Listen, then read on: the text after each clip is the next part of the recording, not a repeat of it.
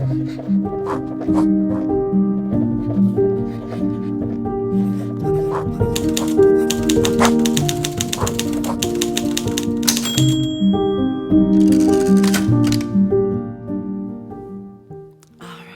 microphone is on.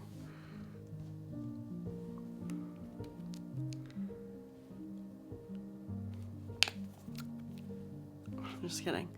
A little bit of self-care. Hi guys, I'm Marley Silva and welcome back to my YouTube channel. The consistency is killing me in this one. This is literally my third day in a row filming for my channel, for my diary entry series. It's kind of crazy to be doing it. Like I always thought about doing it. Like, you know, when you think about something and then you actually do it and it just feels surreal or crazy. It's kind of how I'm feeling right now. I just had a really, really hot bath and filled up my water with some cold, fresh water. So good. Last night, my friend Deandra came over. We made dinner and had wine and watched our show. And then we like snuggled up in bed and we were like talking and then we fell asleep. And then in the morning, we were just like sitting in bed with like cookies and I have like this huge tray. We had coffee. We were just like talking with coffee and cookies in the morning. And it was just such a beautiful experience and moment to share with one of my really, really, really good friends. I love her so much. And I don't know, sleepovers when you're in your like late 20s and 30s are just so different because it's like, it's just like your friends and it's just like, it just feels so loving and good and amazing. And I had so much wine though last night. Oh my God. Oh my God. So in this video, I think I'm going to film two separate videos, like two separate diary entries. But I specifically wanted to talk about, let me see, people pleasing. So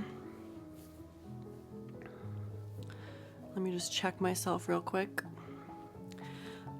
Yeah, so people pleasing. So when it comes to, it's just such a heavy topic. I'll use myself as an example. The most recent example I can think of in my life. Everyone's story is different. Of course, I've had so many instances of people pleasing. Like I was a people pleaser from like literally birth until maybe 23 is when I just like, actually that's a lie, maybe 24. That's when I cut the cord of people pleasing.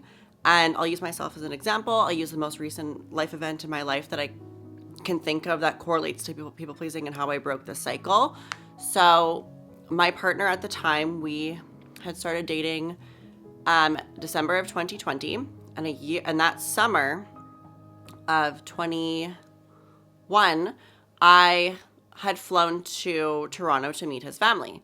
And I remember, and this is just my experience, so this is my channel, this is my diary entry. I can speak the truth, I can speak what I want.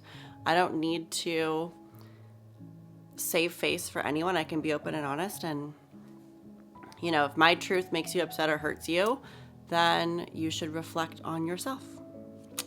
But ooh, okay, Marley getting like projecting.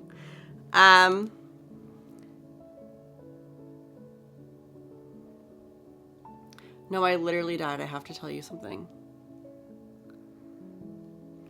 Anyway, so I'd flown out. I remember the drive from the airport to his house was like such a long drive. I felt like it was like forever. And then we finally got there and we were going to have lunch on the back deck. So there were like, the house was here, obviously, like you go out to the back, there's like the deck, there was like a table with lunch, beautiful setup, like just beautiful everything. And I remember I walked in and him and his dad were way behind me at the door, and I had walked in and I was walking into the kitchen. And I remember the first thing his mom had said to me was, "Oh my God, you're so tall." And I was like, saying hi, like, nice to meet you. And in that moment of time, like, I was so focused on, like, I just want them to like me. I just want to fit in. I just want them to like me. I don't want to start. I don't want any problems. Like, I love this guy. Like, I actually genuinely fell in love with him. Like, I don't care about the money. I don't care about any of the bullshit. There's a piece of hair in my eye. I don't care about any of the distractions. I just care about him. Like, I just love him. And I really just wanted his mom to like me, you know? And she made that comment. And then after, she was like, oh, your voice is so deep. And I remember being like, that's like 2 negative low blows in. And then he, like, obviously walked in the kitchen after, oblivious, because he wasn't there when it happened. And I just remember thinking to myself, like, holy shit. Like, I don't have any boundaries. I'm a people pleaser because I want to make sure I keep the peace. I'm not going to ruin this lunch. We just got off the plane and drove so long to get here. There's a beautiful table and lunch set up. Like, this is my first time meeting these people that wasn't on FaceTime. So I'm thinking to myself, like, holy shit. Like, I don't want to, like, I'm not creating problems. That's kind of where my headspace was at. So I just let it slide. But I remember being like, thanks. Like, thank you. Like, I don't know. I'm 5'6". You know, my voice is my voice. I love my voice. You know, I'm not going to, like, talk like this and, like, oh my God, to, like, fake it up. Like, I don't need to do that. I can just be me. And if that's not enough, like, I don't know what to tell you. Like, whatever. Like, it shouldn't be that big of a deal. And that was the first instance, like lately, that I can think about people pleasing. So, you know, that year and time had went by and whatever. And fast forward,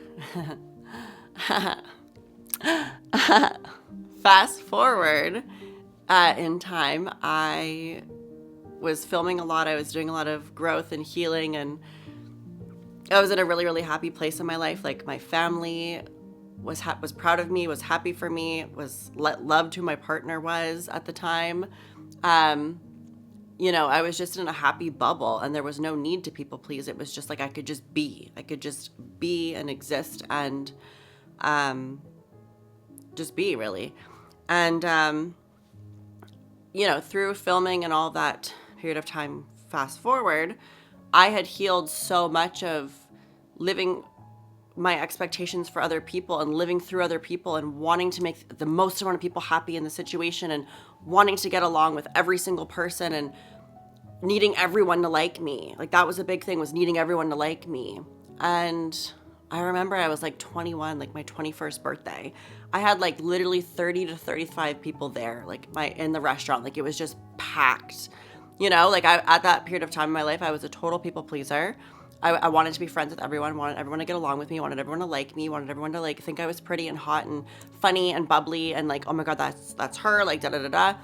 I was that girl at that period of time. And, you know, looking back, like, yes, I had so many people in that room together, so much going on, but inside I was, like, literally empty and literally hollow. Like, there was nothing to me. I stood for nothing. I was nothing.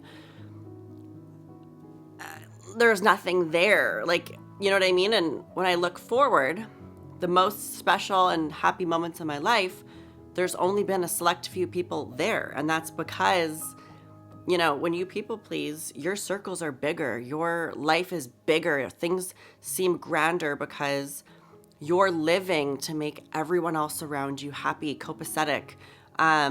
You don't want to shake the status quo. You want to make sure that you're fitting into whatever mold and environment you're in that period of time to create the less amount of distraction or disruption or anything. And when I healed that part of myself, you know, I no longer tolerated being bullied, tolerated bullshit, tolerated people making little comments, talking out the side of their mouth, saying little things, because I realized that if I don't stick up for myself, if I don't put my foot down, if I don't root for me and I don't advocate for me, no one's going to, right? And it may seem in the moment, people pleasing, that, like, it's just going to make everything easier and better and it's just going to help. But what you're really doing is damaging and allowing people to treat you that way. Like, when you people please, if someone does something that makes you uncomfortable or makes you upset or makes you unhappy, first of all, where are your traumas and how far have you met yourself to realize why that's upsetting you. But if they're genuinely trying to hurt you, right? If they're genuinely trying to hurt you, it's not just like someone saying, oh, your eyes are something and they're actually brown and you get upset. Like that's not something to be upset about, right? But if someone is consciously trying to hurt you, like, oh, why is your voice like that? You know? And it hurts you. When you do nothing, say nothing, and allow them to treat you that way, that feeds their mind to think, oh, okay, so that's acceptable. Okay, well, I can do that again, obviously. I wonder how far I can push it next time, right?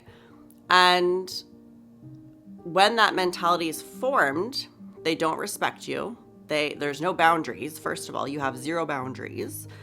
And it opens the floodgates for repetition, right? And a reoccurrence of that. So, fast forward to not last summer, but the summer before, his family had invited me to Portugal. Yes, I totally get how lucky I am to be able to be invited by someone's family to go. I don't think the motives and intentions were positive. I don't think that I was invited because, oh, he loves her so much and we want her included. I don't think that that's why the motive of me being invited was. I think the motive was, we're going to pay for everything and we're going to shove in your face that we're paying for everything. And if you act out of line or you don't have a different opinion or you don't get along with what we have to do or say, we're going to make it look like you're ungrateful. We're going to make it look like you're greedy. We're going to make it look like you're a spoiled, pompous little bitch who doesn't appreciate everything that we're doing for her. And looking back, I remember being in Algarve, which is a place in Portugal, and we're sitting at the dinner table, everyone's talking, it's whatever. And she looks at me and she goes, oh, well, you're lazy. And it was just a little comment, and then she continued on with a different sentence. And I literally remember sitting at the table and being in that point in my mind, being like, I work 5 days a week with 2 days off. I work from home 8 hours a day. My job is customer focused or in-person focused for that straight 8 hours. Like I literally work. And I remember being like, the reason why I was getting upset is because I remember I hadn't taken off a single day, not any time. I hadn't booked a single day off since I started that job. So, I made beans and rice last night and I had it for lunch and my body's going a little crazy. But I remember from December of 2020 to 2022, I want to say. I think we went in 2022. 2023. Yeah, it was 2022. Ow, my nail, I just broke it. I need to fix that. Whew. Anyway, so I remember, oh my God, my train of thought. I hadn't taken a day off since I started the job till then. I had not taken a day off. That was my first time getting to go on a big trip. I had to take all my vacation time, which was like 2 weeks, I think. And then I took like a little bit extra of like LOA, which is like unpaid time off. So I had not taken any time off. And, we had lived together. He was amazingly supportive with like helping me with like dishes and the trash and certain things.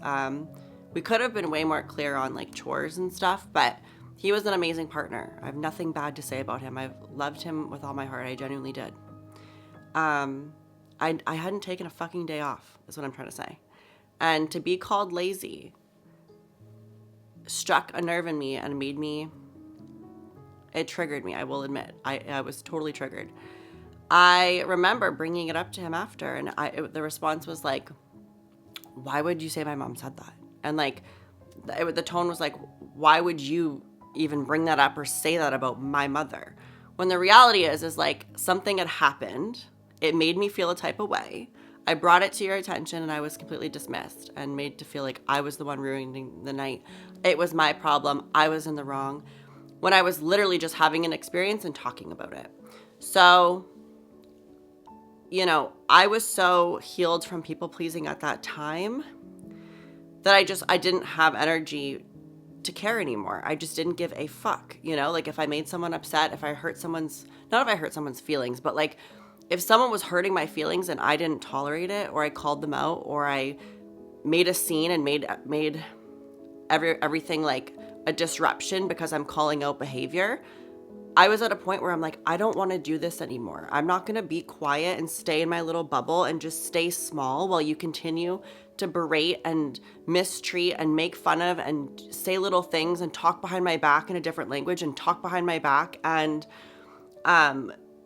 you know, all of those awful things that like are qualities that people can have. And I just wasn't allowing it anymore. I didn't care anymore. I wasn't like, I grew up with this shit in my childhood. I was sure as fuck not going to tolerate it in my adult years. No. And after being healed from the first time around, I just wasn't doing it.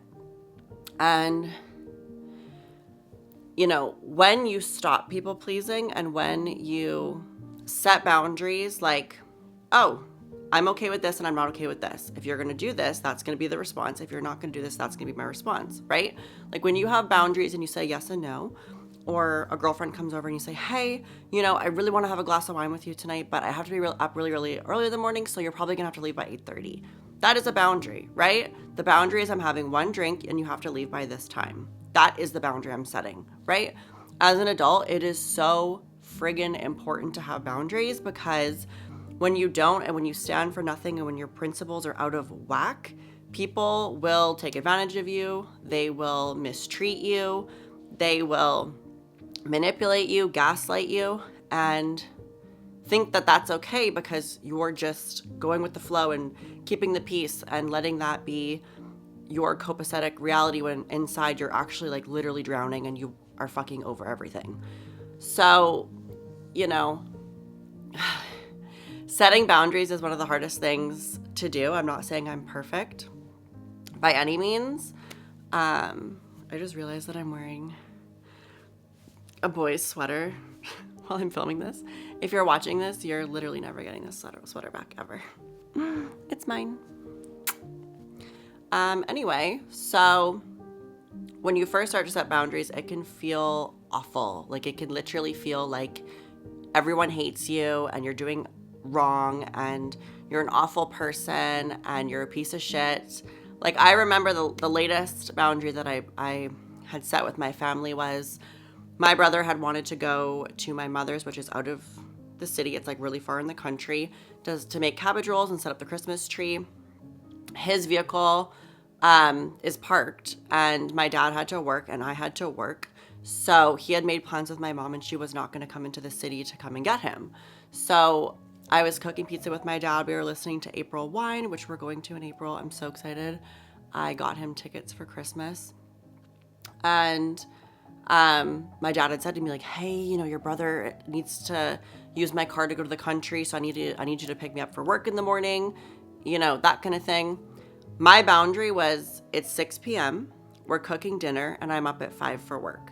This is too last minute for me to conceptualize or compartmentalize this into my brain and my schedule. I'm really excited to have dinner and pick up my laundry and then go home. And I'd like to have an early night and go to bed. And then I would like to go to work on my own. That was my boundary. Your plans that you created without asking me ahead of time, you told me last minute. My boundary is no, I'm not doing it. The answer is no, and I'm not wavering from that, right? Of course, for a period of time, I felt guilty because I was like, oh, you know, I could have just went out on my way to get my dad, and then I could have just driven to work, and then drove myself to work, and then, you know, left, and then gone to pick him up, and then taken him home, and then took myself home. But, you know, the more practice you have with setting boundaries, protecting your peace, people pleasing becomes non-existent because your thought to put your feelings and emotions on the back burner to appease or make someone else's or a group of people's life easier becomes harder and harder because you realize that you're sacrificing your happiness and your peace and your cup. You keep emptying it to fill up everyone else's cup, and then at the end you have nothing in your cup and you feel like shit all the time. But if you set boundaries and people please, your cup is full. And yeah, you can give a little to somebody else when you choose to, But when you set boundaries and say no, your cup stays full. You're not living for other people to fill up their cup anymore. You're not giving yourself constantly. You're not always appeasing everyone else. When you say no, when you set boundaries and you acknowledge what you do and do not want, even if it makes other people upset, you're not letting yourself down. And when you don't let yourself down, you are advocating for yourself. You're rooting for yourself. You're making your peace in your life easier, right? It's not about hurting other people. It's not about upsetting other people. It's not about being a bitch. It's not about, wow, she doesn't want to do this for the family. Wow, she doesn't want to, just be easy to get along with. Some people aren't easy to get along with. And, if you respect me and you treat me properly, I'm extremely easy to get along with, right? Even if you love me and I'm your best friend and, we're the tightest knit and I'll do anything for you and drop anything at the bottom of a hat. If I set a boundary and if I say no, you should love and respect me enough to be like, oh, that's okay. That's totally fine. No, I respect that. I really needed the help with this or something, but, maybe I can help you next week, or maybe I can help you in a couple of days, or can I schedule you in and kind of help you then? Or is there a way that we can communicate to work to a place of togetherness as opposed to just a hard no, right? Like there's ways to get there, but when I'm so passionate, I'm out of breath, you guys. I'm just sweating. No, I'm just kidding. I just bathed. I'm not sweating. But when you're able to set boundaries and come from a healthy place, you receive love and healthiness in return. And if you're not, you need to evaluate the type of people you're surrounding yourself with, the type of people you're inviting into your life, the type of situations that you're experiencing. And if you've done everything you can and you've communicated, you've been honest, you've been vulnerable, you've been raw, and those people still cannot get to a place of resolve with you or still cannot get to a place of resolution with you, you either have to remove those people, reevaluate your experience with those people or your time with those people, or remove yourself. And when God closes a door, he opens another. And when that relationship ended, I thought I was going to marry this person. Like, it's just, when that door closed, it was so hard to, my first instinct was like, maybe I should have tried harder. Maybe I should have chased him. Maybe I should have done more, done this or done extra. And the reality is like when someone leaves or a door closes, let it close, let it be, let it simmer, let it rest, let it just fucking go.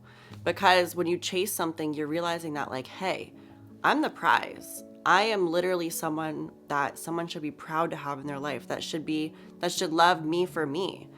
And, if me having a backbone and not being the bitch that lies there and gets fucked, if I'm actually getting in motion and actually just getting involved and actually having a voice for myself, if that's unattractive to you or to some people, you don't want that in your life anyway.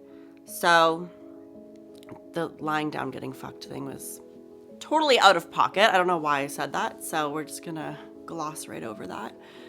But yeah, that's kind of my take or opinion on people pleasing. I have had a weird stream of consciousness that I'm posting a lot of videos with like titles being like people pleasing or like in-laws or like certain things.